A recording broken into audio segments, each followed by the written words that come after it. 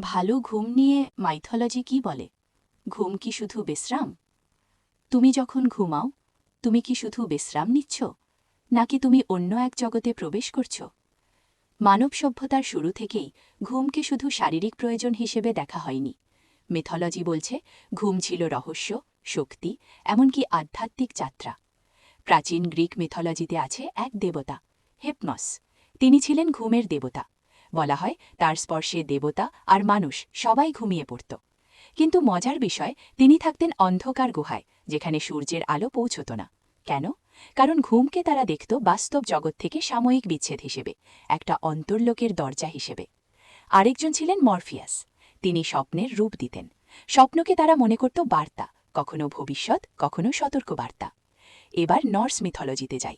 সেখানে গভীর দীর্ঘ ঘুমকে বলা হতো ম্যাজিক্যাল স্লিপ, যেখানে যোদ্ধারা নতুন শক্তি পেত অথবা দেবতারা বিশেষ উদ্দেশ্যে কাউকে ঘুমে ডুবিয়ে রাখত। ঘুম ছিল পুনর্জন্মের প্রস্তুতি। হিন্দু পুরাণেও ঘুমের এক গভীর দিক আছে। ভগবান বিষ্ণুর যোগ নিদ্রা।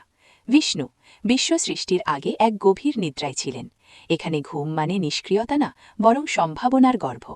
অর্থাৎ ঘুম মানে শেষ না, নতুন শুরু। ইসলামিক ঐতিহ্যেও ঘুমকে ছোট মৃত্যু বলা হয়েছে। রাতের ঘুম আত্মার সাময়িক প্রত্যাহার। মানে তুমি যখন ঘুমাও, তোমার আত্মা যেন এক মুহূর্তের জন্য দুনিয়ার দায়িত্ব ছেড়ে দেয়। এখন প্রশ্ন, সব মিথোলজি কেন ঘুমকে এত শক্তিশালী কিছু হিসেবে দেখেছে? কারণ তারা বুঝেছিল ঘুম শুধু শরীরের বিশ্রাম না, মন, চেতনা আর আত্মার রিসেট। আজ আমরা ঘুমকে অবহেলা করি, রাত জেগে স্ক্রোল করি, ভোরে ক্লান্ত হয়ে উঠি। কিন্তু প্রাচীনরা বলতো যে ঘুমকে সম্মান করে না, সে নিজের শক্তিকেও অপমান করে। ঘুম ছিল দেবতার আশীর্বাদ, স্বপ্ন ছিল বার্তা, নিদ্রা ছিল পুনর্গঠন। শেষ প্রশ্ন, তুমি কি তোমার ঘুমকে গুরুত্ব দাও, নাকি তুমি নিজের শক্তির দরজা নিজেই বন্ধ করে রাখছ? মনে রেখো, ভালো ঘুম বিলাসিতা না, এটা মানসিক, শারীরিক, আধ্যাত্মিক ভারসাম্যের।